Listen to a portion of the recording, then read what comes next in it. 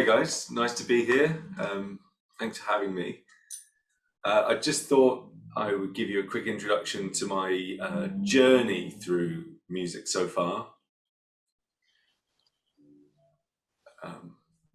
Don't know, Okay, well, Pablo, that's enough?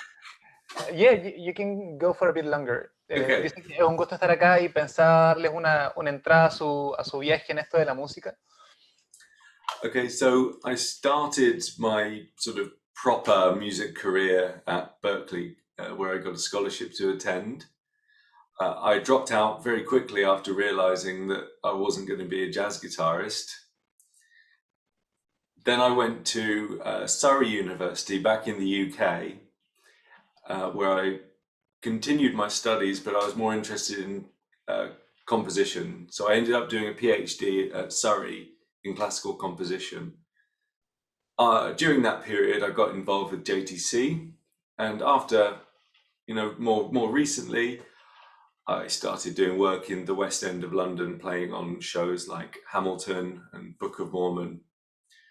And in that period also, I made and released my own album. So started along the kind of artist track as well. And that album is available on Bandcamp. It's called A Piece of the Action. So it might be worth checking that out. But yeah, it's a varied kind of musical career that I've had up to this point. Bueno, a la fecha la carrera de Jake, la carrera musical, comenzó en Berkeley de forma formal, por así decirlo, gracias a una beca que él obtuvo, pero renunció rápidamente cuando se dio cuenta que no le interesaría ser un guitarrista de jazz.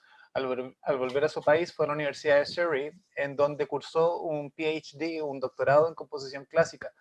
Y actualmente ha trabajado como guitarrista en distintos shows como Hamilton y Book of Mormon, y más recientemente lanzó su último disco, Piece of Action. Esto también en paralelo a su trabajo en JTC. Cool, thank you. So I wanted to talk today about practice, and the title of the masterclass is all about how to practice more critically, how to improve how you sound, how to do things that actually make a difference to your playing. Bueno, el día de hoy quiero hablar respecto de la práctica y lo crítico de ella. De ahí el centro de la masterclass y cómo hacer cosas que tengan un impacto positivo y efectivo en tu forma de tocar. First of all, let's talk about the practice mindset.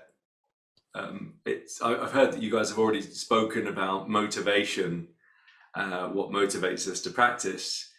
But I have a question, which is, I guess is maybe a show of hands, even though I know a lot of the videos are off.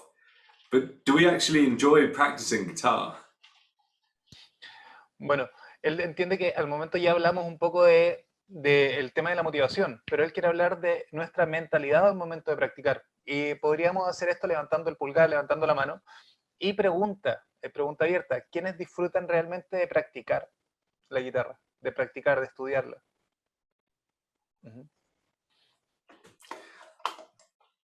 So this is interesting. I mean, most guitarists enjoy practicing guitar. But why is it sometimes so difficult to practice? Bueno, él dice que la mayoría de las veces es interesante porque la mayoría de los guitarristas disfruta practicar.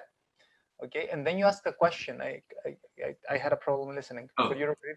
So why is it sometimes so difficult to practice? Pero él nos pregunta abierta, ¿por qué se nos hace tan difícil practicar? ¿Hay alguien que tenga alguna respuesta? Maxi Lobos is raising his hand. Yeah, can I go first? Sure.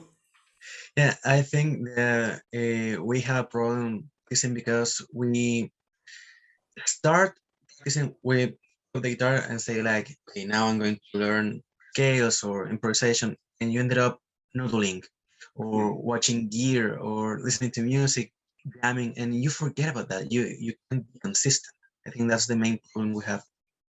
That's it. It's absolutely there. And it can feel like you don't know what to practice. You're kind of sitting at a blank page and you haven't organized your time effectively. Bueno, Maxi pregunta que, o sea, señala que él cree que tenemos problemas porque nos sentamos a practicar con una idea de mente, pero terminamos tocando cualquier cosa loca al azar o terminamos simplemente mirando gear y haciendo cosas que son contraproducentes. Jake está de acuerdo con esto y es porque no sabes qué practicar y muchas veces estás ahí en blanco. So it's all about how we, approach practice, how we prime our environment and our schedule to make the most of the time we have. We need to see this time we have as a very precious opportunity. Bueno, todo depende del enfoque, el horario e incluso el ambiente para poder rendir lo mejor que podamos. Entonces, todo es un tema de organización y de tomar las oportunidades. And a lot of these tips that I'm going to talk about today are going to help you have a more sustainable approach to practice that's hopefully more enjoyable and will keep you motivated. That's the aim. Bueno, el enfoque de la charla de hoy es darle muchos tips que les van a dar un enfoque más sustentable y lo van a mantener motivados. And the question of what to practice is a slightly different one, but I'm going to tell you some of the things that I've been working on lately and things that have made a big difference for me. Bueno, la pregunta de qué practicar es un poco diferente, pero él va a hablar primero de las cosas que le han hecho una diferencia y que le han servido de forma efectiva. Thank you, Pablo. Any questions throughout this, feel free to ask. I don't want to turn this into a sort of really dry lecture, but I do have a few things I'd like to get across that I think will help you. Bueno, si hay, al igual que en la charla anterior, si hay preguntas a lo largo de la charla, por favor, pueden interrumpir, levantar la mano. Y nuevamente le aliento a la gente que tenga problemas o no confíe en su nivel de inglés, lo puede hacer en español y yo luego traduzco. Let's start with the primer section of this masterclass. And first of all, I'm going to talk about priming your environment for practice. Bueno, la primera parte va a estar centrada básicamente en el ambiente en el cual nosotros practicamos, que es muy importante. If you have to set up things differently every time you start to play, that's going to be a little bit of energy that you're not spending on your guitar playing. And it might just make things that much more difficult to start. And we want to avoid that if we can. Bueno, lo primero es el tema del seteo. Si tenemos que estar cambiando el setting a cada rato respecto de nuestra práctica, vamos a estar gastando nuestra energía en eso y vamos a perder tiempo, va a hacer que todo sea un poco más complejo. No va a ser eficiente. So in my room, I always have my computer here, my guitar to my right hand here, and it's always plugged in to my interface, which is always running a Neuro DSP bit of software, so that I'm always one volume turn away from being able to play. Bueno, entonces en su habitación él siempre tiene su computador con su guitarra a su lado derecha y la guitarra siempre conectada a la interfaz que está corriendo siempre con un software de Neural DSP. Y entonces, al estar todo así, él está a mover la perilla de volumen de comenzar a practicar. Se ahorra mucho tiempo. Moreover, I can show you my screen, which has what I use to practice, essentially. So I can show you this. On Google, there is a metronome and a timer. I use usually 11 minutes per topic on a specific topic. I set the timer going and I set this going. If I want to play backing tracks, I have a list of backing tracks that I like to play over. And that's always there. It's like always open. Bueno, en su computador él nos mostró su pantalla y él tiene el Google abierto siempre con el metrónomo. Al lado tiene siempre un temporizador y él practica por cada tema 11 minutos, siempre. Y posteriormente la tercera página tiene un listado de los backing tracks que a él siempre le gusta practicar. Y esas 3 páginas están siempre disponibles. Entonces, efectivamente, él se sienta, sube el volumen y está todo listo para tocar. Great. Why use a timer? I feel as though that if I use a timer, I know that I can start that off and go on a single topic, one very specific topic for that short space of time. And it's amazing how long 11 minutes feels. If you just put it on and do one thing, that feels like an eternity. And you can do lots of these sessions. It's also the case that you don't need to finish after 11 minutes if you're still working on something. Of course, this isn't very good if you're learning things, but it's really good if you're drilling things or practicing a single topic. Bueno, pero él pregunta, ¿por qué el temporizador? Siente que si lo usa, él puede comenzar a trabajar en un tema muy puntual, muy específico, por un periodo breve de tiempo, pero por muy breve que pueden sonarnos 11 minutos, puede hacerse una eternidad cuando está trabajando un ejercicio específico. Claro, cuando tú estás aprendiendo, en muchas ocasiones vas a necesitar más tiempo y tienes que expanderte estos minutos, pero para trabajar una técnica específica, pienso que por ahí va el tema, 11 minutos es un tiempo suficiente, considera él, para trabajarlo de forma metódica y específica, e intencionada.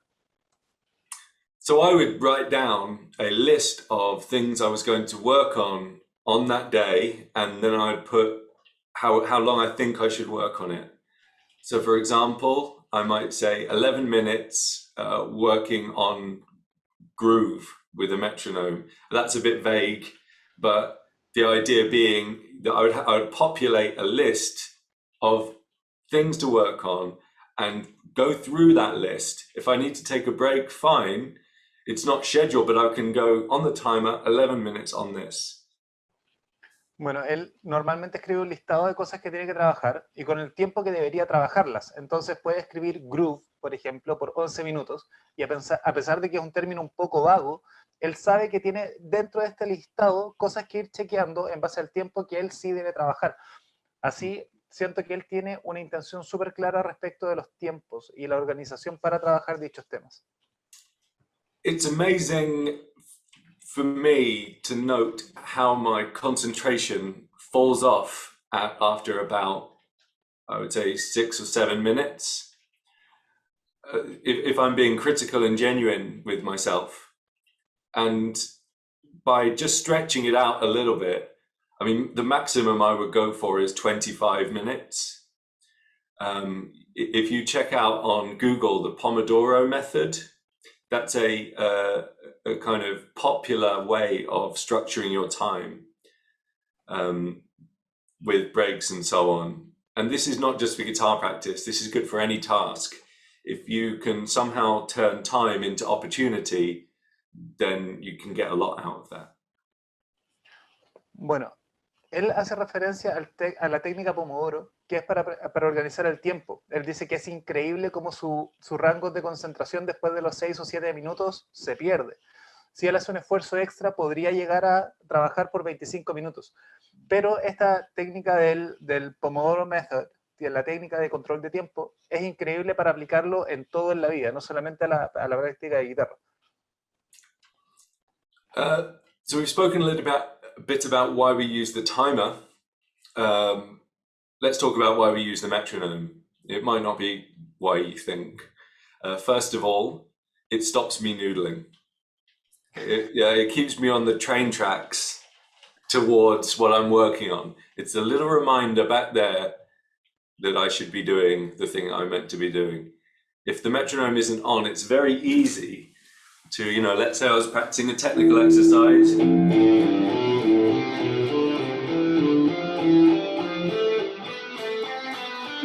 And you get a bit bored, you go.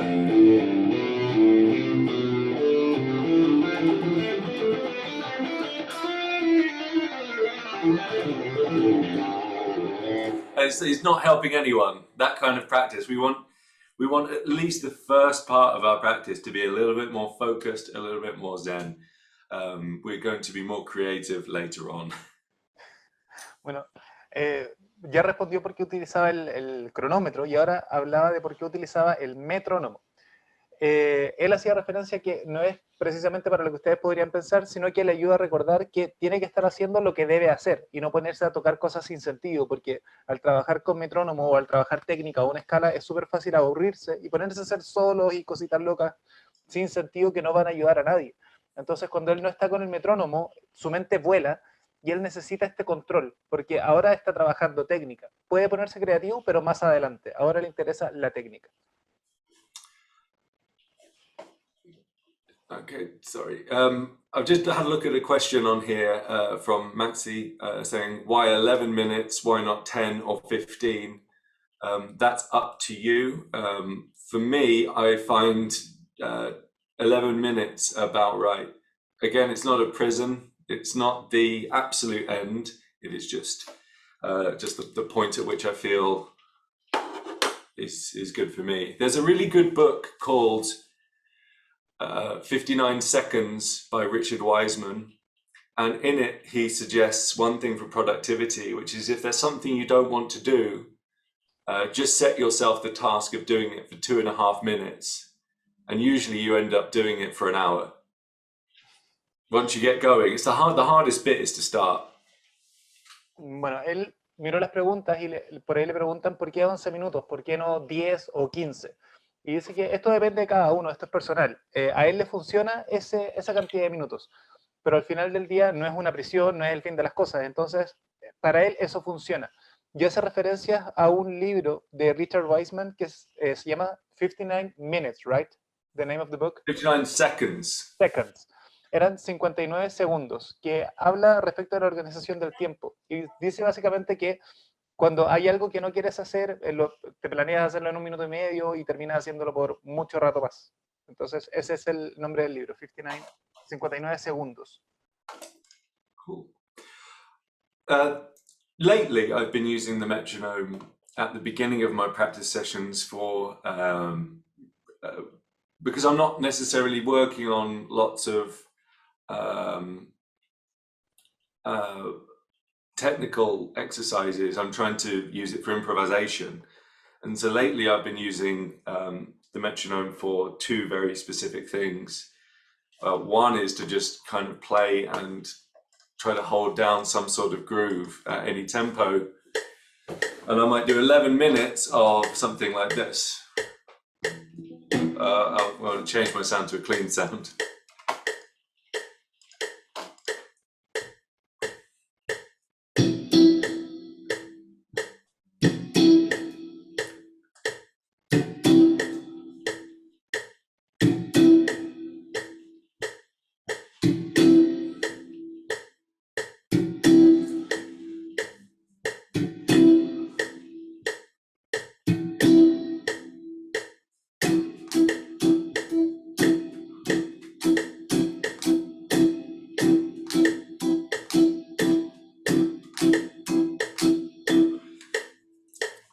And so on. Really simple groove things that are just working on the subdivision and just trying to feel that.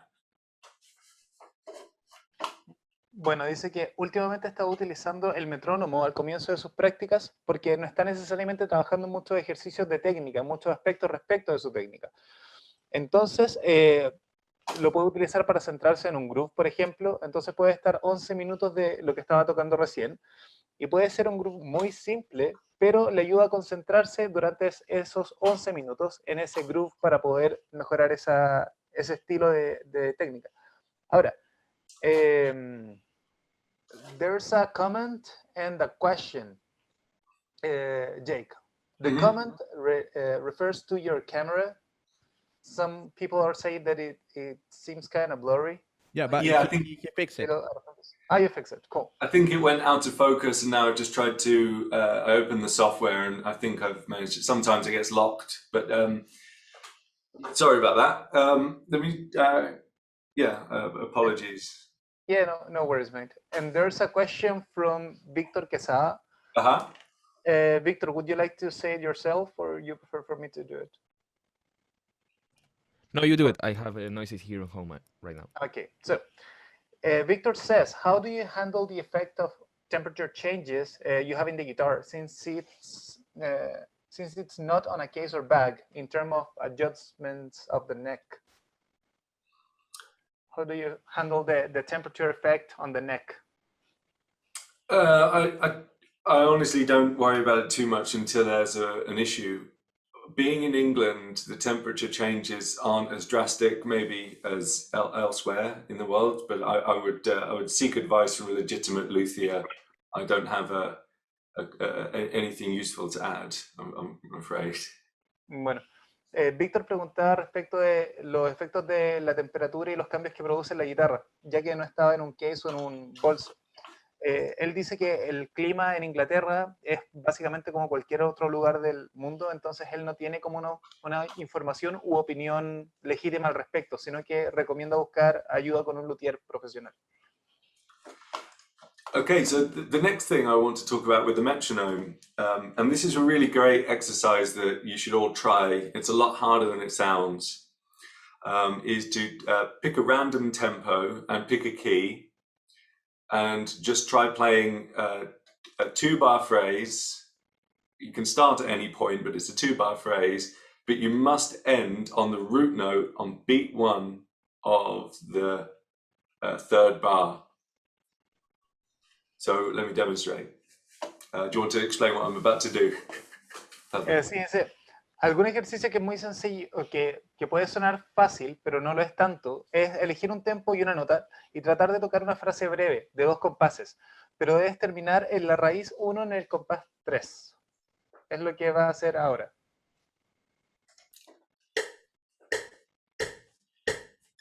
Oh.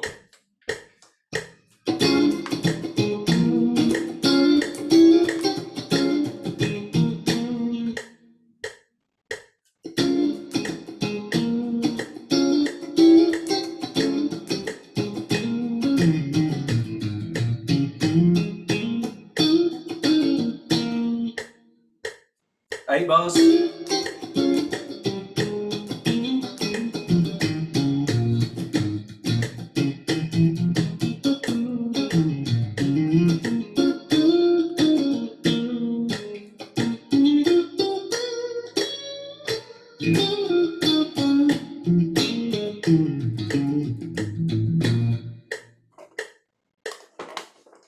I did 2 bars, 4 bars, 8 bars.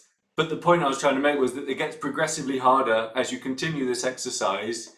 And one of the best benefits from it is it allows you to judge how capable you are of improvising actual phrases that have a start point and an end point.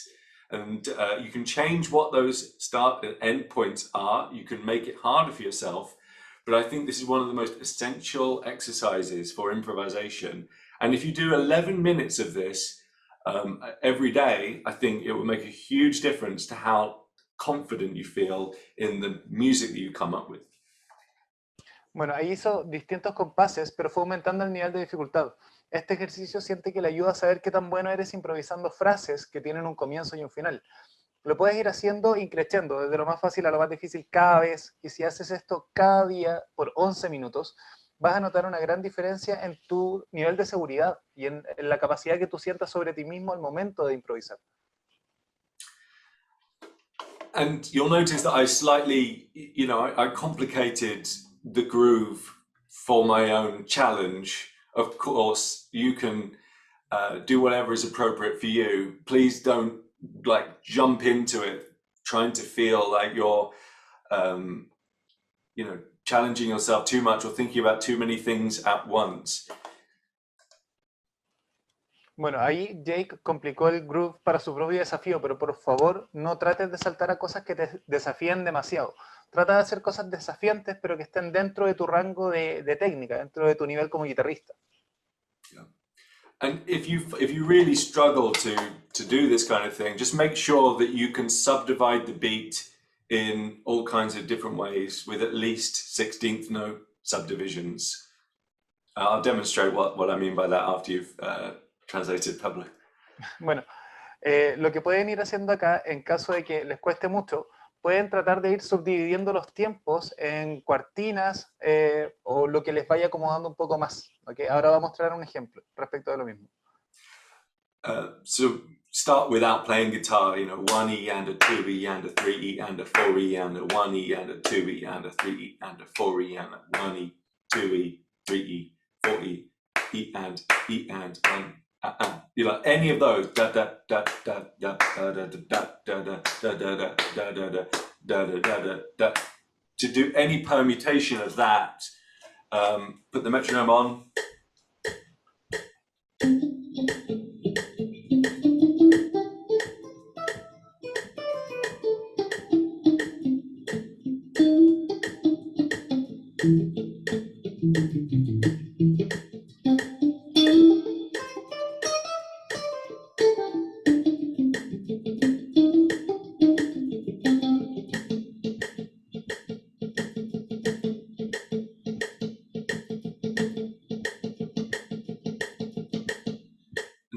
And so on. If you can spend some time just really going down that route, you'll find that your playing really does start to improve. Bueno, primero debes comenzar sin tocar la guitarra, identificando las subdivisiones. Luego incluye el metrónomo. Y si puedes pasar mucho tiempo trabajando en base a esa raíz, vas a ver que tu groove y tu capacidad de improvisación va a mejorar mucho. Sorry if this is something that you've done a lot of before. I'm not sure of everyone's level here, but if anyone has any questions about this specific part of the masterclass, please let me know. Bueno, si hay alguien que tiene preguntas específicas, él no está consciente del nivel que hay acá, pero si alguien tiene alguna pregunta, por favor, vayan haciéndola inmediatamente, para que esto sea más fluido, más orgánico, volviendo al tema. ¿Alguien tiene dudas, preguntas? Cool. Well, we can come back to it if there are any questions. I have another tip which will make a huge difference in your playing. And it's nothing really to do with practice in terms of what we do. It's about what happens up here. And what I suggest is that when you do any of this stuff, especially anything where you're improvising or performing, if you're doing the 2-bar exercise that I mentioned earlier, is that you record yourself. And I'll explain why after Pablo translates that. Bueno, dice, tiene otro tip que les va a ayudar mucho, pero no tiene mucho que ver con la práctica, sino con lo que pasa aquí arriba en la cabeza. Entonces, cuando estás improvisando y haces el ejercicio de los 2 compases que él mostró previamente, deberías grabarte. So you're going to record yourself, not to put on Instagram, but you're going to record yourself doing this every time you do it. And I like the phrase that you can only improve on what you can measure. If any of you have played any sports, you know that's something that we know about. If you're running a race, you want to reduce your time, for example. With art, it's a little bit more reflective. That's where the critical practice comes in. And it's very easy to not notice yourself getting better. And if you record yourself and keep a diary of what you're doing, you can see in real time after 2 weeks revisiting what you were playing like in day 1, how much better you have gotten. Bueno, ahí hace una analogía y una comparación respecto de la música y los deportes. Él dice ya, grábate cada día, pero no para subirlo a Instagram, sino que grábate para enfocarte en tus frases y tratar de pensar de qué forma puedes mejorar esas frases. Haciendo la analogía y el paralelo con el deporte, si yo corro una carrera, cada vez puedo ir mejorando mis tiempos y es un dato duro, tú sabes cuánto te demora de la carrera. Pero en el arte esto es un proceso mucho más reflexivo, entonces si tú te grabas vas a ver muy claramente cómo mejoraste a lo largo de 2 semanas en base a tu reflexión respecto de tu técnica, de tu fluidez, de tu capacidad de improvisar. Not only will you be able to see your progress, but knowing, having reflected on it, that you have made progress will encourage you to continue practicing. Sometimes we just don't notice this happening. And it can feel like you're going around in circles. But with a record of it, then you can use that evidence to say that you're doing the right thing, carry on. Bueno, al hacer esto no solamente notarás tu progreso, sino que al haber reflexionado al respecto, te vas a motivar mucho más. Porque, de nuevo, ver tus mejorías como guitarrista en un plazo de 2 semanas puede ser complejo si no tienes un registro de esto. Entonces muchas veces no vas a notar qué tanto has mejorado. Y quizás te puedes sentir como corriendo en círculos. Pero al llevar como este diario digital de tus procesos, de tus progresos, te vas a motivar mucho más a seguir mejorando y va a tener un impacto muy positivo en tu forma de tocar. This is quite difficult on the ego sometimes because you have some bits of your playing that aren't great. And we're meant to be stretching ourselves, so that's okay, and it's just for you. But the important part is to be really critical. You know, if it doesn't sound in time, work on it. If your bends are, you know, not in tune, work on it. And it can help really to get in touch with a teacher or, you know, a community of friends who might be saying, you know, that was good, but work on this. That critique like that is very valuable. Bueno, esto puede ser muy difícil o puede tener un impacto potente en el ego, porque muchas veces tu forma de tocar tiene aspectos que no son tan buenos. Puede que tu bend suene un poco desafinado o puede que tu forma de tocar no esté cuadrada con el tiempo. Entonces es bueno también involucrarte con profesores, pedir opiniones, estar inmerso en alguna comunidad que te pueda dar una retroalimentación respecto de tu forma de tocar. Entonces acá no hay que tenerle miedo al golpe en el ego, sino que enfocarse que todo esto va a tener un impacto positivo en nuestra forma de tocar. Cool. So that's my sort of general philosophy to practice, in general. But I thought we could now move on to some specific things that I sometimes work on, and you know how I'm practicing at the moment, and how it helps. If you give me a second, dice Jake que generalmente esto es una filosofía general de práctica. Y ya hablamos de cómo él practica, pero ahora vamos a tocar temas un poco más específicos. There are some questions. There's a question. Cool. Would you generally guide yourself through a specific scale so as to practice? Pregunta de Pablo Ríos. Si te guías generalmente por alguna escala específica al practicar. Well, I was about to talk a little bit about scale work, and of course, pardon me, I was about to talk about the scale work, but it depends what you're working on, I suppose. Like if you're working on changes playing, then you're going to need to tweak your practice so that that's what's, you know, really being worked on. Bueno, básicamente ahí depende de lo que quieres practicar, porque en base a lo que estás trabajando, lo que quieres tocar, es la escala que vas a poder utilizar y todo. Yeah, so I'm a big believer in doing as much scale work as you can, because I think rhythm is so important. Bueno, él es un gran creyente de practicar tantas escalas como puedes, pero él considera que el ritmo es demasiado importante. That sounds a bit like a joke, but it's very serious. It's quite hard to learn the fretboard so that you're reducing your CPU load on where the notes are. And if you're spending any time thinking about where the notes are, then that's going to eat into all of the much more important stuff, which is, am I playing in time? Am I making a good sound?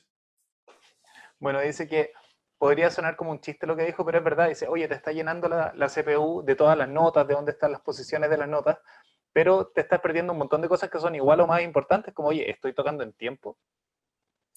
So I recommend that you do as much as you can in, you know, multiple permutations, the scale up and down, 3-note per string. And when you do this, do it so that you can have a conversation when you're doing it. It's not good enough to just learn it so you can play it once. You should learn it so that you can play it every single time without a mistake. Maybe try, like, as a challenge to yourself, to do it 7 times in a row without making a mistake. And that's when you know that you've done it, you know, enough, but it's never enough. Bueno, dice, recomiendo que trabajes lo que más puedas respecto a los cambios de escala arriba y abajo en el mástil, en las cuerdas, y que cuando lo hagas, hazlo en una forma como en medio inmerso en alguna conversación, para poder aprenderlo y tocarlo cada vez sin poder perder el hilo. Otra meta importante que podría hacer es decirte, ya voy a tocar esta forma de la escala tantas veces y que tu foco sea llegar a ese número de veces y que lo hagas bien, sin equivocaciones.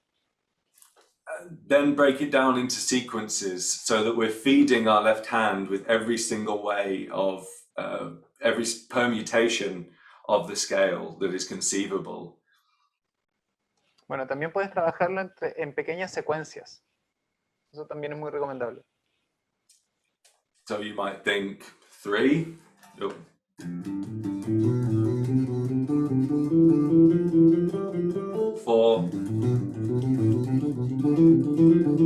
5, and so on. You could do descending, it's a lot harder.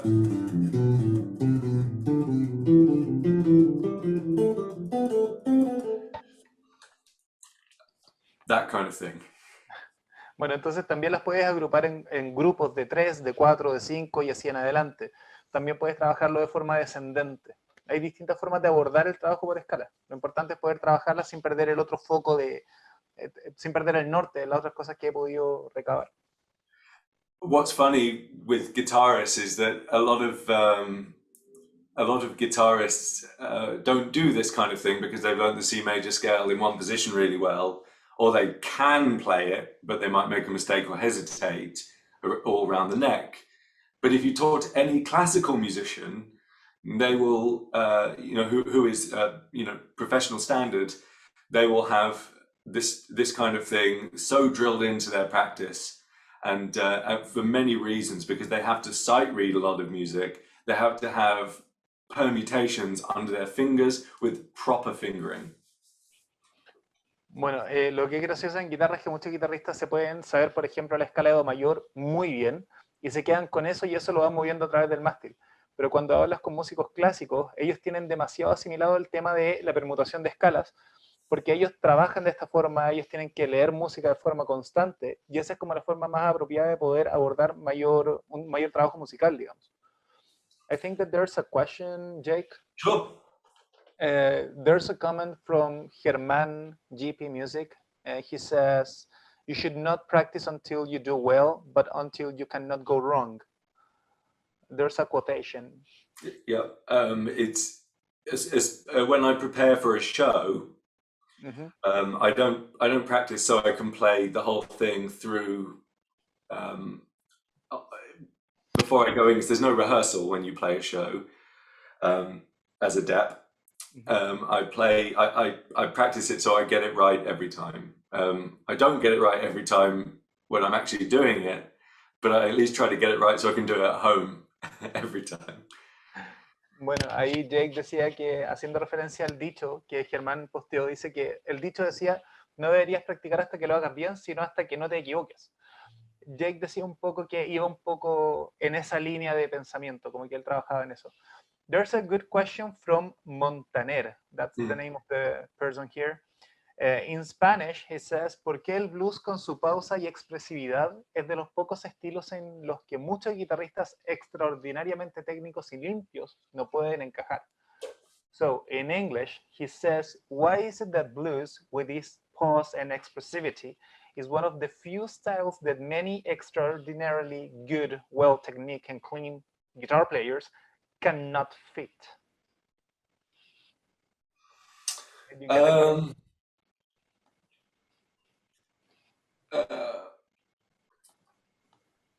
I don't really know. I mean, I guess it's something where you are only going to be really good at playing the blues if you practice playing the blues and you learn and absorb that style. Blues is far from alone in this.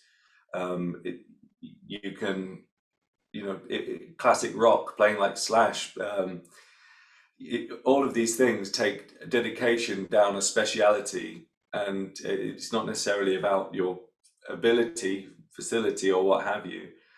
I just think it's really about specializing in a style. Ok, so, dice que realmente no lo sabe, que cree que es algo que si vas a ser realmente bueno, la forma para llegar a eso es practicar mucho respecto de eso. Y el blues no está solo en ese mundo, también está el rock clásico y cualquier otro género musical. Por ejemplo, si quieres tocar como Slash, vas a necesitar mucha práctica. Él cree que realmente es esa la forma de trabajar y de cumplir tus objetivos. But there was another question, like an attack question from Mati. He says, but the question is, what is technique really? What is really technique? What do you call a technique guitar player? It's more a quote. Well, he says it's more a quote than a question, but it had like a question mark. I understand the purpose of the question. I think that technique is just how we do a task, and that's as simple as that. In this, we're just changing what the task is, and if the task is to play the blues, then the appropriate technique might involve having the thumb over, for example, instead of in the classic position, because the task involves more bending. It's that simple. Bueno, la respuesta de Jake es bien sencilla, la verdad. Dice que cada técnica, o puedes referirte a una técnica, a la forma en la cual hacemos las cosas. Porque, por ejemplo, si vas a tocar blues, de repente el pulgar debería ir por sobre el cuello, sobre el neck, porque es como se desarrolla ese lenguaje. Now, Ignacio Gonzalez wants to have a question. He's going to ask a question in English. He did it previously with the other teacher. I know he's going to do well.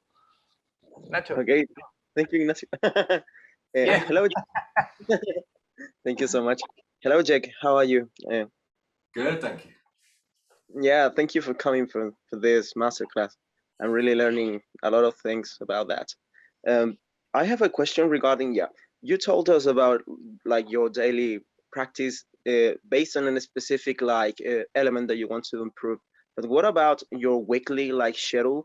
You have like a day for practicing, for example, a certain technique, another day like for like gear noodling, or another day like for another specific like topic, or more rhythm focused, more harmony focused, I don't know, maybe something like that. Absolutely. There'll be a focus for what I'm doing. If I've got a specific thing, I might need to learn a lot of songs, I might need to improve a certain area, but often, and especially during the pandemic, I spent a lot of time without any, without any kind of direction, just needed to practice to get better. So I asked, my friends on the podcast that I co-host, what do you think I should work on? What are you guys working on? And just did stuff, and I turned time into opportunity and had a great time with it because I love practicing. So it's better like being occupied doing something rather than thinking what you're going to do for like a week. Okay, thank you, Jake. No worries. Bueno, Ignacio primero decía muchas gracias por la clase, que ha aprendido mucho. Y luego dice, nos contaste de la práctica diaria en base a un día, pero ¿qué pasa con el desarrollo semanal? ¿Cómo desarrollas el mapa completo de la semana? ¿Tienes días por técnicas, días por enfoque, algo así? Y Jake dice, absolutamente. Todo lo que él hace tiene un foco y quizás podría estar trabajando un tema puntual durante la semana y luego hace subdivisiones diarias, pero durante la pandemia ha trabajado principalmente sin dirección específica, más que mejorar en términos globales. Entonces ha hecho mucho el trabajo de conversar con amigos, preguntarles qué debería mejorar, y reconoce que lo ha pasado muy bien en el proceso porque a él le gusta practicar y le gusta mejorar con el instrumento. Yeah, maybe it's a good time now to, I've got a few things that I could have said about limitation exercises and the way I approach practicing like very small topics, but to get better at improvisation. But it might be worth actually now opening up to questions and seeing what arises. I'm aware I haven't done very much playing as well. I didn't know if I should be sort of talking about maybe how I might practice over a tune or something. Ok, Jake dice que quizás es un buen tiempo ahora porque pudo haber tocado el tema de las limitaciones respecto de la práctica de instrumento, o temas que puede decir para poder mejorar la improvisación, pero considera más prudente que sea un buen tiempo para que ustedes hagan preguntas y de esta forma el poder ayudarnos de manera específica e intencionada respecto de cómo ustedes pueden mejorar su práctica con el instrumento. Y veo que I see that there's a comment on the chat. Yes, a guy is asking a question, Mertkan or something. Do you play gent? Because I see you have an 8-string guitar. La pregunta es si tocas gent, que tienes una guitarra de 8 cuerdas. I don't, and I can't. I have the 8-string for production purposes. It can sound like a baritone, and it's good for extended range. This guitar doesn't stay in tune particularly well or sound particularly good, but it's useful to have around. Bueno, dice que él no puede ni sabe tocar gent, que simplemente tiene las 8 cuerdas por temas de producción y que particularmente esa guitarra no suena demasiado bien ni mantiene muy bien la afinación. There's another question in Spanish. I'm going to read it in Spanish and then I'm going to read it in English first so that you can think on the answer. From Chris Guevara, he says, how could you have a practice routine focused and with no detours on the way while playing other stuff that were not scheduled from the beginning? Was it clear?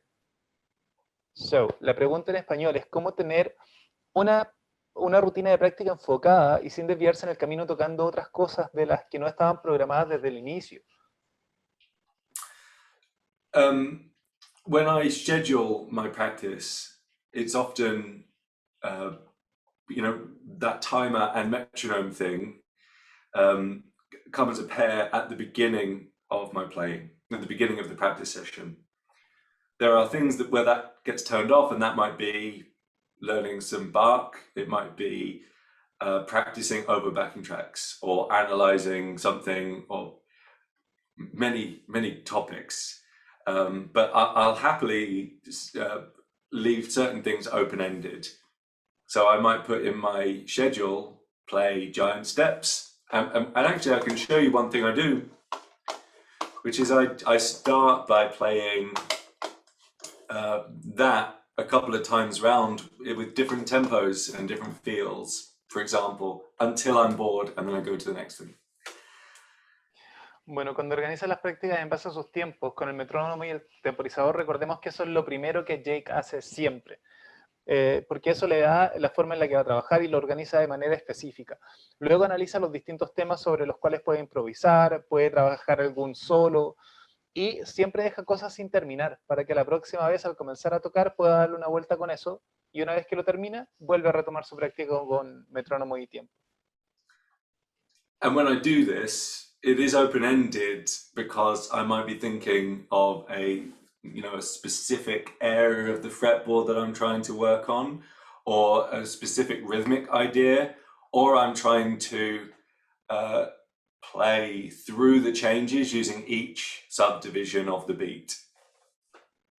Ya, y cuando hace esto, dejarlos con open-ended, así como con un final abierto, podría ser para posteriormente trabajar alguna parte específica del fret o alguna sección rítmica.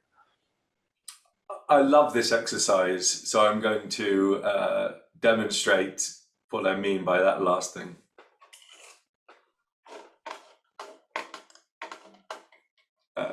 Maybe say that before I jump into it. Bueno, dice que él ama este ejercicio, entonces se los va a mostrar para respaldar lo que dijo al final.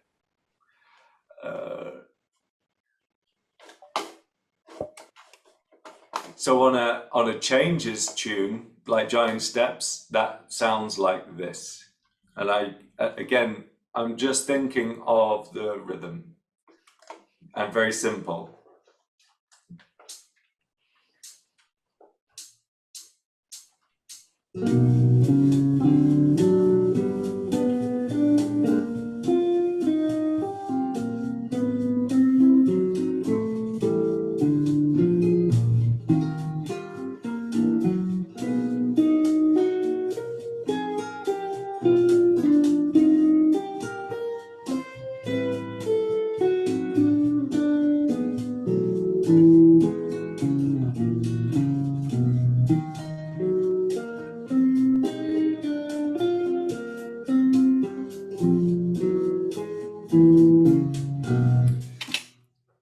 without stopping, we know we have completed playing crotchets, one note per beat on that tune. It's the without stopping bit that's hard. Do you want to translate that while I Yeah, of tune? course. Bueno, eso fue lo que, como ustedes notaron, él fue tocando una nota por beat, lo que puede ser sencillo, pero el tema es tocar todo eso sin detenerse. And then we change the subdivision, so we play maybe eighth notes. Bueno, And it gets progressively harder. Bueno, luego pueden ir cambiando la subdivisión para ir tocando corcheas, lo que va a ir haciendo que esto se ponga un poco más difícil.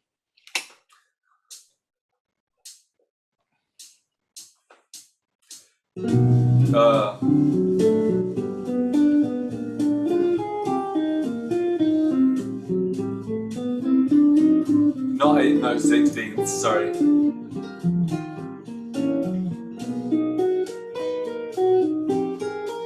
Triplet.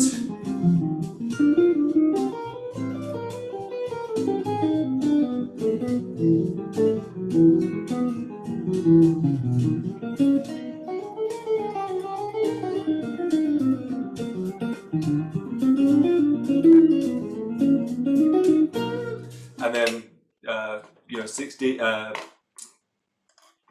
well, I mean, I'm thinking half time, but you get faster and faster and you want to do it non-stop at every subdivision.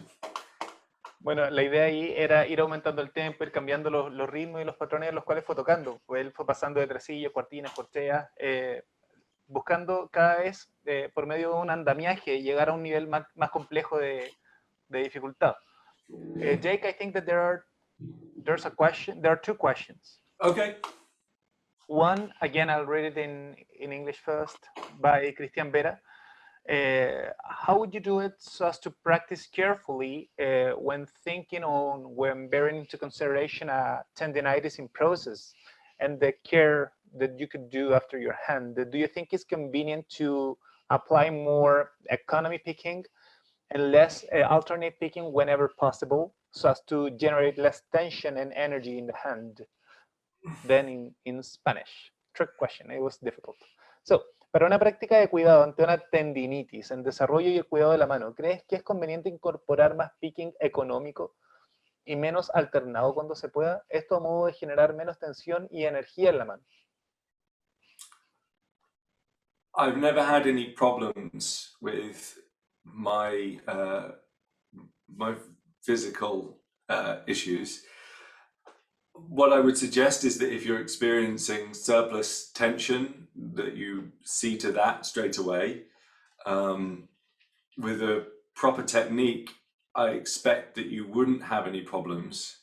I'm not, however, an expert in that area, so I would be cautious to advise anything with regard to anyone's health.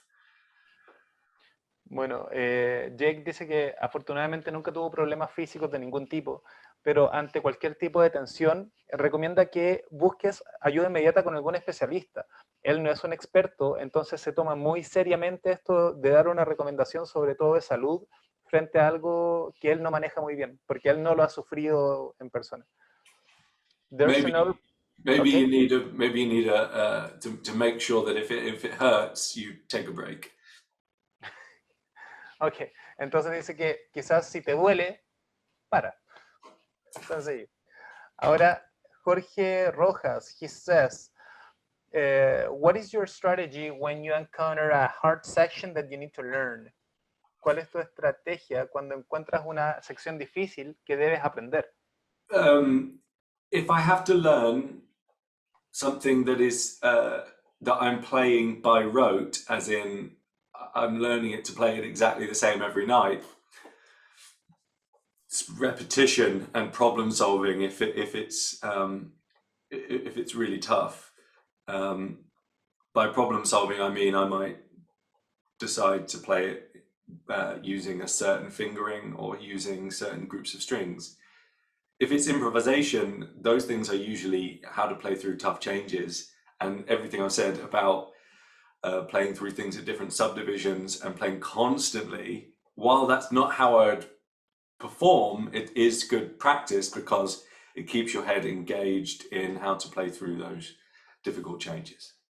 Bueno, dice que si es algo muy difícil que debe aprender para tocar igual cada noche, la clave es repetición y resolución de problemas si es que esto es muy difícil. Se refiere a que busques cierto fingering. Ahora, si debes improvisar, esto es más complejo, porque debes acostumbrarte a trabajar de forma constante por medio de subdivisiones, buscando el groove de lo que hablaba hace un rato. Ahora, esto es para improvisar, no es para tocar en vivo, sino que la práctica te va a llevar a una buena puesta en escena en el fondo. There's another question from Evrim Tao Ozen. He says, what's the key of outside playing? ¿Cuál es la clave del outside playing? I'm not very good at it, but I think that the key to it is for you to be using musical units such as triads or something familiar, i.e. something that's related to what you've just played in sequence, for example, in order to have a convincing musical statement.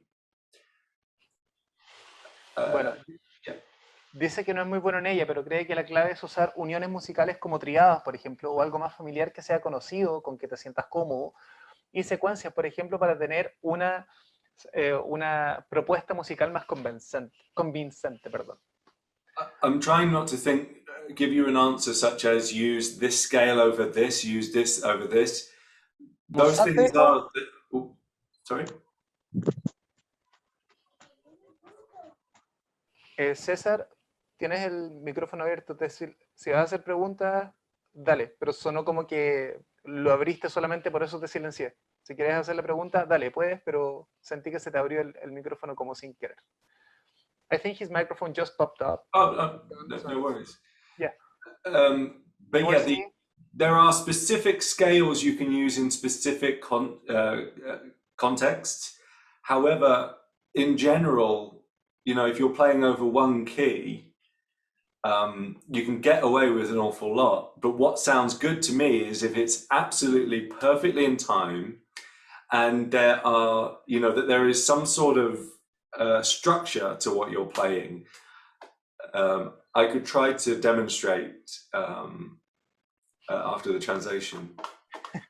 Ok, dice que está tratando de dar una respuesta que no sea del tipo, esta es la escala perfecta para esto, sino que sí, él considera que hay escalas específicas que puedes utilizar en base a técnicas distintas, pero lo que suena realmente bien para Jake, y creo que si en la clase previa la clave fue que sea orgánico, acá es que sea todo en tiempo, que tenga un groove específico. Yo creo que ahí están los conceptos claves de cada una de las charlas. Y va a dar un ejemplo de esto post-traducción.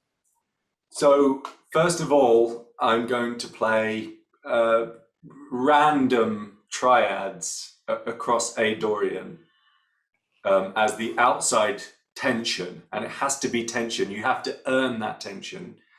And then I'm just going to have a little play and use chromaticism to gain that outside feel.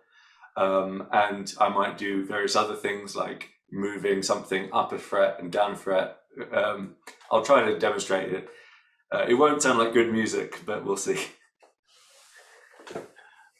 Ok, bueno, que acá va a trabajar en base a las tensiones y los cromatismos. Va a ir moviendo cosas arriba y abajo del mástil, no necesariamente que suenen bien, sino que para probar el ejemplo que está demostrando. Esto no va a ser muy musical, según lo que dijo.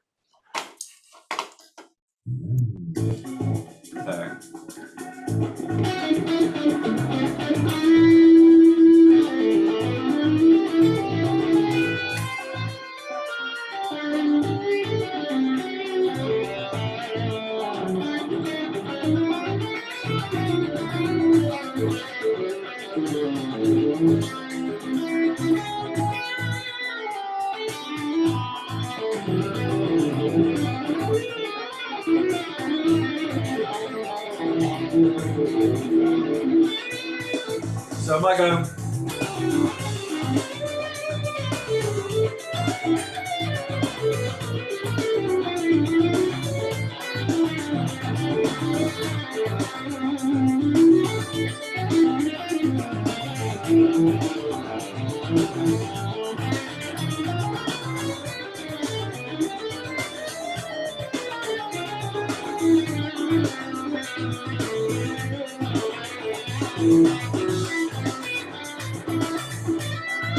triads.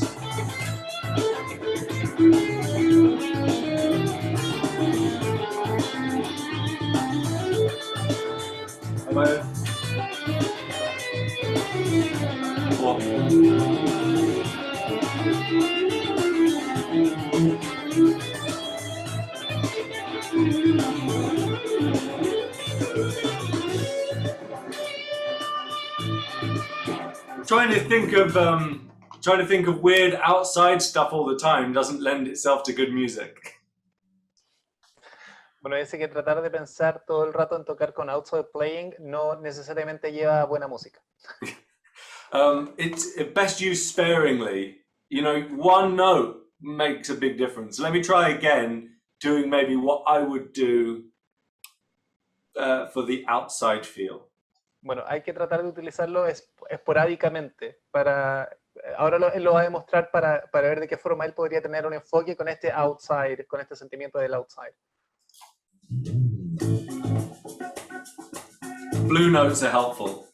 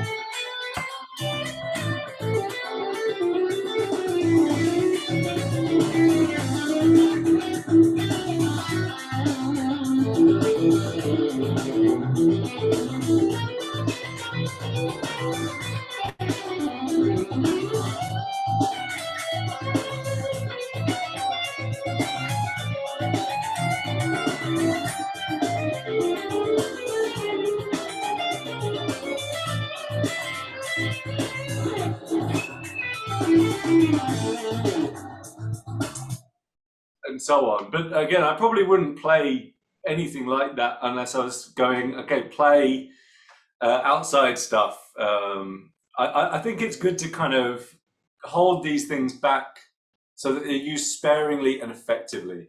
And it's hard to get that across when you're trying to demonstrate it.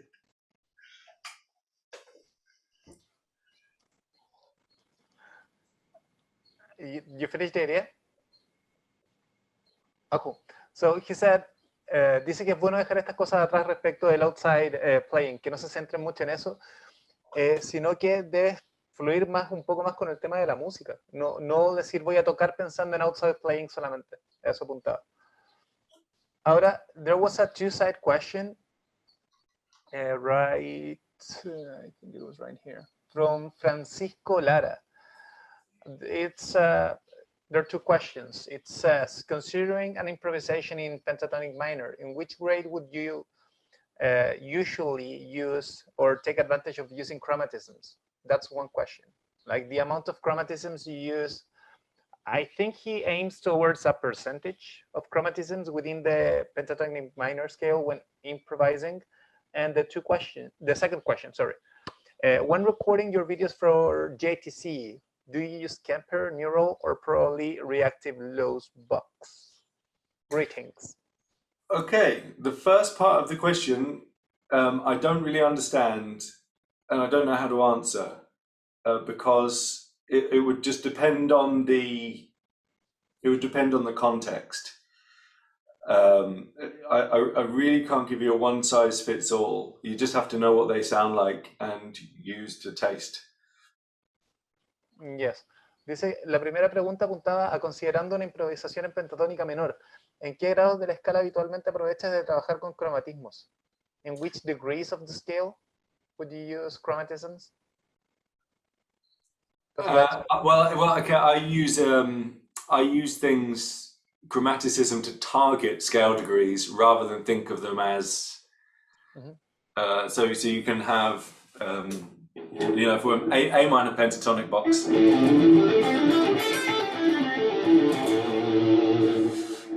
You could go.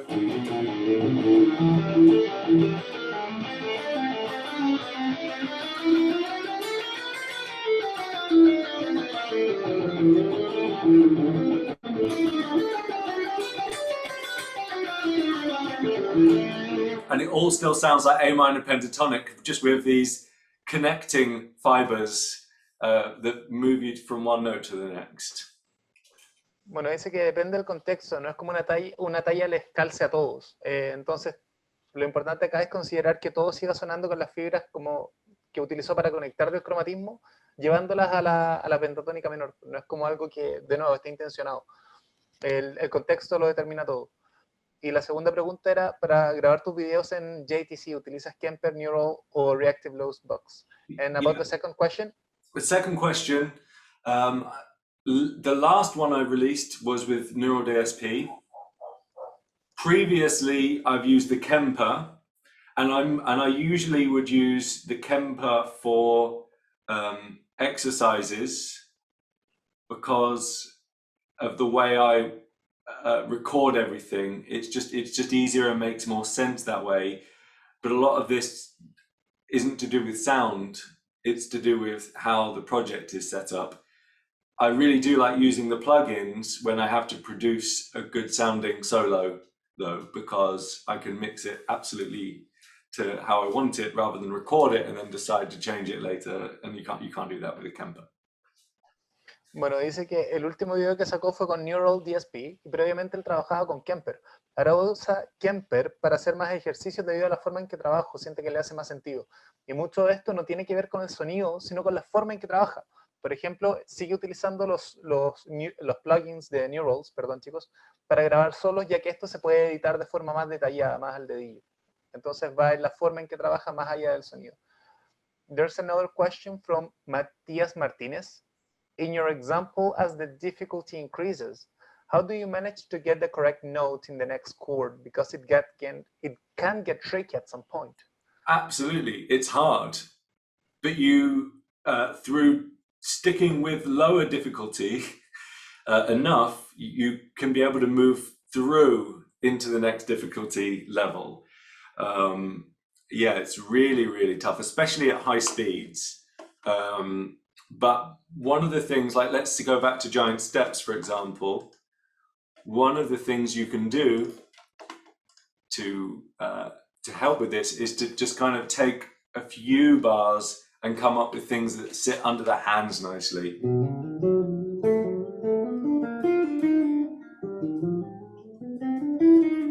And so on.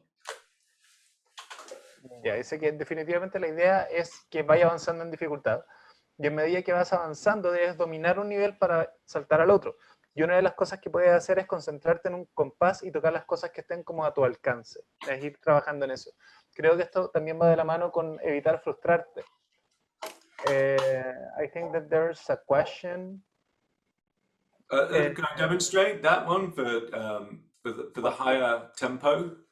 Ok, voy a mostrar eso. So I might start slow.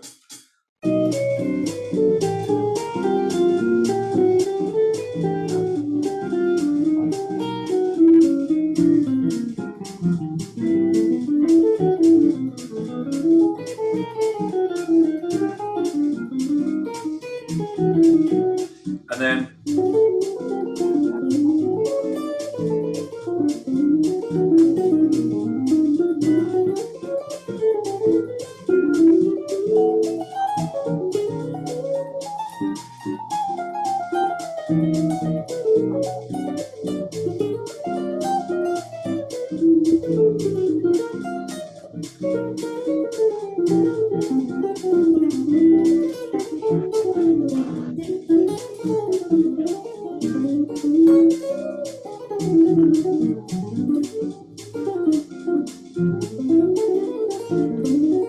and so on. Now the thing is that at that point, you can only do things that are going to work with your fingers.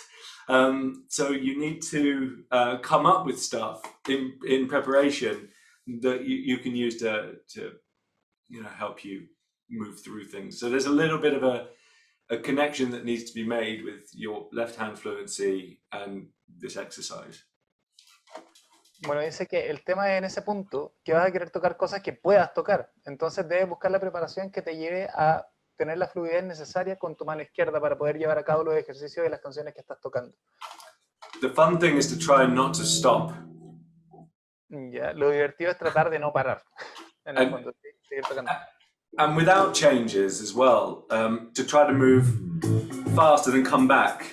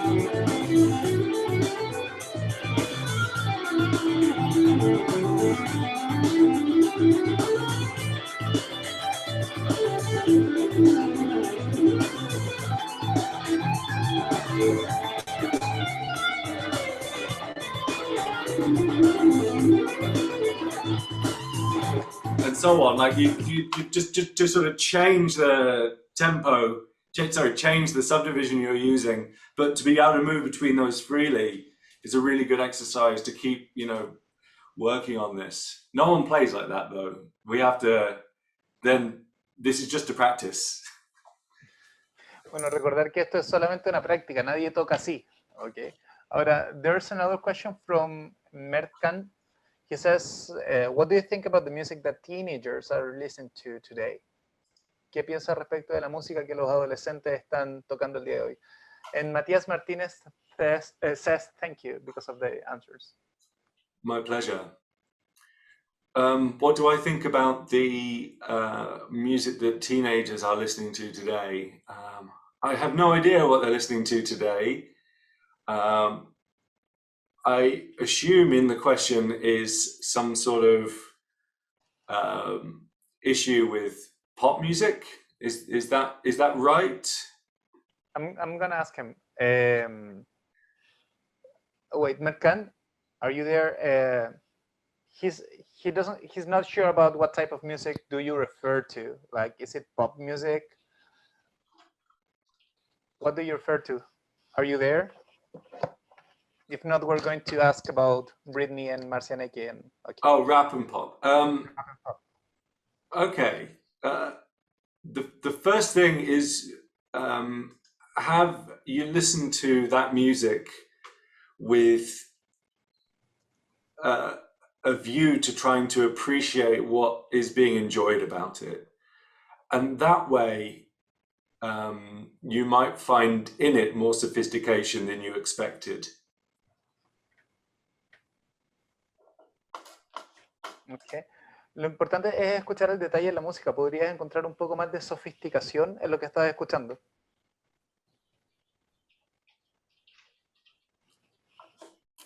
I had this when I started playing musical theatre. I didn't think musical theatre was particularly cool. And then I started working on it, and I found that there was so much richness to the way the music was put together that I'm now a big fan. Bueno, dice que él tiene esto de cuando comenzó a trabajar en música teatral, que al comienzo no era un gran fanático al respecto, pero ahora que se involucró en ese mundo, él está muy interesado. And Daniel is saying that you should have, or something about Britney diminishing exposure too. She's certainly not that innocent. That's what she said. So, Cool. Any other questions? ¿hay más preguntas, chicos, no relacionadas con Britney? Not Britney-based questions? Just in case. Anyone? I have a question. Oh yeah, please. So, when do you realize to, like, not just thinking in the fretboard, like on intervals, just playing music, on the melody? I mean, let me reformulate the question. It's more like when you stop seeing the fretboard as, like shapes and boxes, and then you started to play just melodies, music. I don't know if you get the question. Let me attempt an answer. I think I get the question. First of all, I would try to think about just like we think about rhythms first as just clapping or thinking 1 E and a 2 E and a da da da da da da da da da da da 1 2 3 4 5 1 2 3 4 5 etc. When we do melody, we have to be able to hear melodies very clearly first, and so some way of having a good ear to begin with really leads how we see the fretboard. And I think it's very difficult to see the fretboard in that way, purely theoretically, whatever, without having some kind of ear-based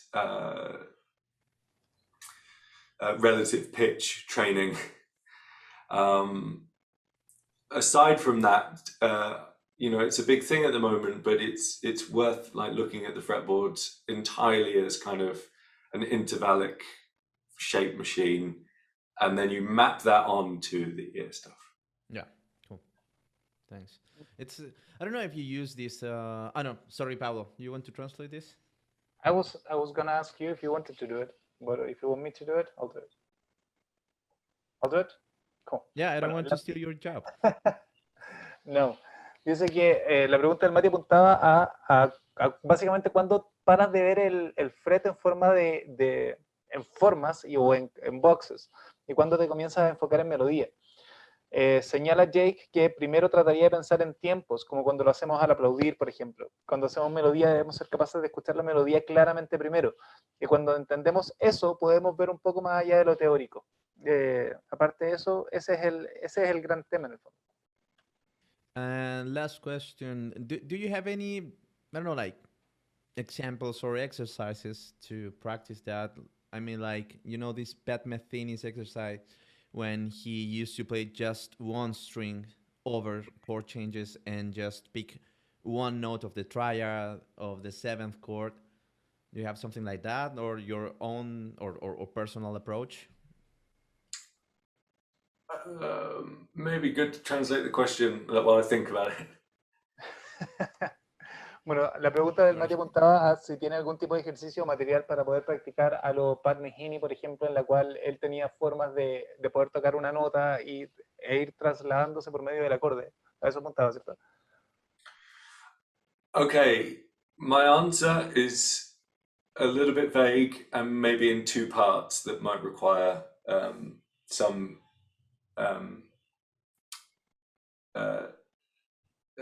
two parts of translation. First of all, the masters worked this out a long time ago. If you go back to Bach, if you go back to how to write Bach chorales, for example, you get the best tuition in how good melodies are constructed, full stop. Bueno, la respuesta quizás puede ser un poco vaga y tal vez más tiempos o partes de las que requiere. Primero, los maestros dicen que resolvieron esto hace mucho tiempo y en ellos puedes encontrar las respuestas. El nombre del guitarrista, Mati, no lo capté. And without having to, not all of us can learn all that. You mentioned the guitar player. I didn't really get the name. You mentioned a musician. Oh, J.S. Bach. Okay. I'll start the answer again. We don't all have time to learn that discipline, and it's not necessarily very related to guitar. But overall, the best thing you can think of is voice leading and how voice leading operates between harmonic progressions. And that's a really useful thing to do. And it's not always the case, but sometimes a great melody will be able to tell you what the harmony is without there being any harmony. Absolutely. Thank and you. if I play some Bach, like, you'll be able to hear the harmony perfectly. I won't be able to play it perfectly because I'm still working on it. But you'll be able to hear. I mean, listen to this. You can hear the harmony, it just sort of sings out.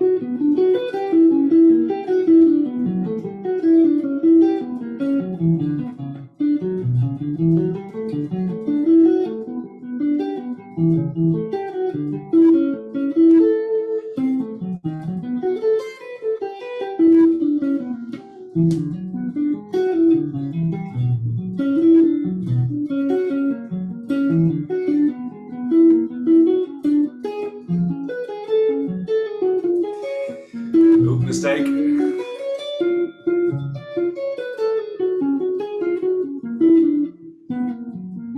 And so on, like a couple of mistakes in there, but you get the idea that you can hear all the harmony. If you're doing something that's a more simple chord progression, you know, you might find that what needs to happen to that note when we get to here, and then we get to the E, that can go there, and then we got voice leading on any of the starting chord tones. Yeah, okay.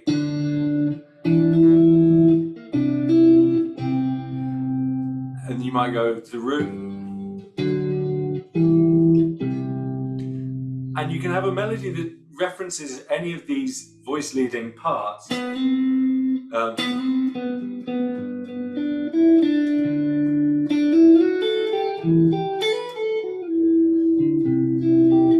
And so on, like a bit sort of cheesy or whatever, but and the general idea is to use those connecting tissues that are in the harmony to as the backbone for your melody. Voice leading, voice leading, voice leading, voice leading. And when you are creating melodies, do you think on that, like, I mean, Yeah. like automatically, or you just keep moving, hearing the harmony? Unless something just jumps out. Sorry, Pablo. Yeah, dice que en la respuesta previa dice que no todos tenemos tiempo para aprender la disciplina, y el músico que mencionó era Bach, no lo percibí, por eso disculpas, Sí, chicos. Johann Sebastian Bach. Ese mismo. Dice que no todos tenemos el tiempo para aprender esa disciplina, pero a pesar de todo, lo que podemos pensar es en el voice leading, cómo esto avanza mediante o por medio de la progresión armónica. Dice que una gran melodía te lleva a una mejor armonía. Entonces ahí mostró un ejemplo que le estaba tocando, dice que aún está trabajando en ello, no suena perfecto, pero ahí estaba la armonía, que si buscan una progresión de acordes más básica, pueden tener el voice leading en cada uno de los tonos de los acordes. Quizás pueden ir a la raíz y tener la melodía que haga referencia a todos los voice leadings y así en adelante. Podrá ser un poco meloso, pero esos son los conectores que finalmente mandan en la canción, a su parecer. Y el concepto repetido ahí fue el voice leading.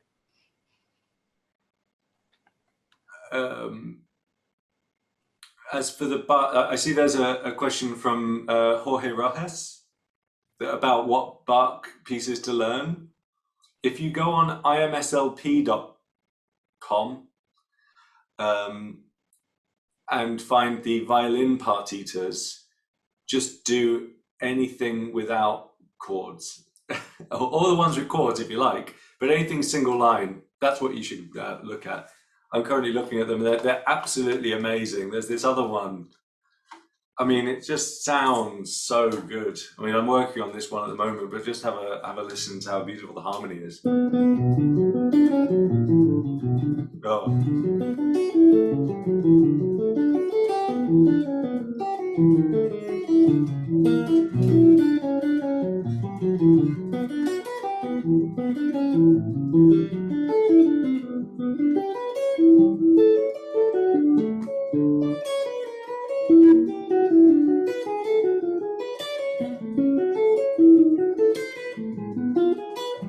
Yeah.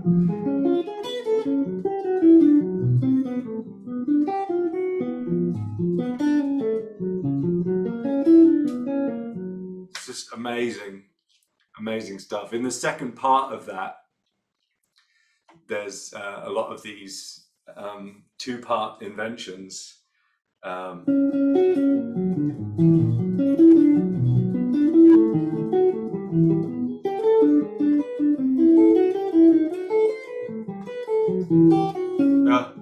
Oh God, I've messed up. But there are these like things where he, is going, these big jumps that are just incredible. Bueno, ahí Jorge había preguntado qué piezas de Bach recomendaba tocar en guitarra. Jake responde que puedes ir a la página que Jorge dejó ahí en el chat, IMLSP, en el cual puedes buscar las partituras y recomienda que cualquier cosa, todo el violín sin acordes y que todo suena muy bien. Y respecto del voice leading, Víctor Quesada, muchas gracias, hace referencia a la conducción de voces. Cool. And there's a question from Madcan about my second album. Yes, is the answer. Maybe an EP. Bueno, Mertcan pregunta si Jake va a hacer un segundo álbum y la respuesta es sí, quizás un EP. If it's okay, I'd like to point people towards resources that I've done that might help with regard to the things covered today specifically. So my fretboard navigation thing with JTC is worthwhile checking out for all of the fretboard knowledge stuff. And the practice toolkit with JTC outlines a lot of this stuff as well with regard to how to practice, and has loads of exercises so that you'll never have a practice session without something to work on, because there's something like 201 exercises in that pack.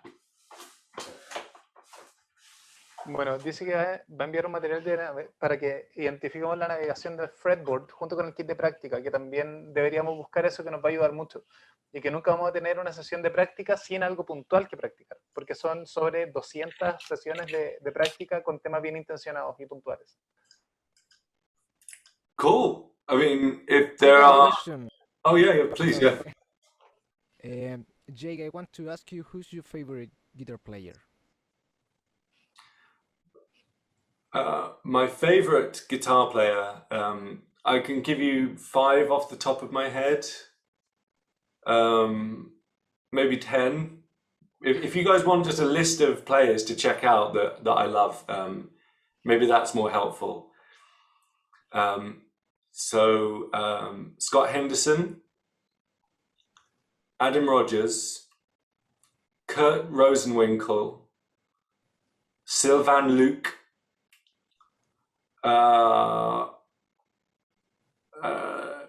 Josh Smith, Stevie Ray Vaughan, Pat Metheny,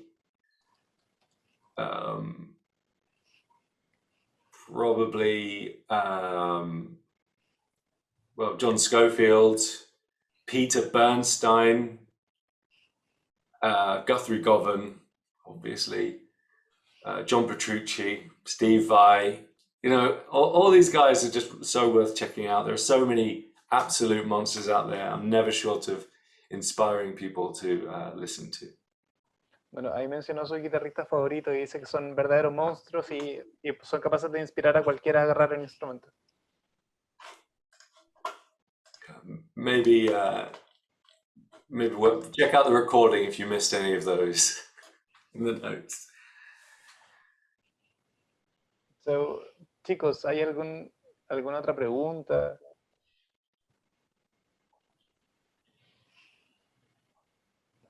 Mati? I'm here, aquí estoy. I read many thanks. Okay, so I don't know, like maybe we are done, I guess, if there's no more questions. Si no hay más preguntas, yo creo que ya estamos. Yeah, I have time for questions if anyone wants to ask anything, or just get in touch on social media, Instagram, whatever. Si hay alguna otra pregunta, ahora es el momento. If there is another question, please do it now. There was a final question. Again, I'll say it in English then in Spanish. Is it a sin to only use the pentatonic in a classic blues setting? Si es un pecado utilizar solo la pentatónica en un contexto de blues. No, but you will have to be selective about the notes that you are not playing. Bueno, dice que no es un pecado, pero tienes que estar muy selectivo respecto a las notas que no vas a tocar.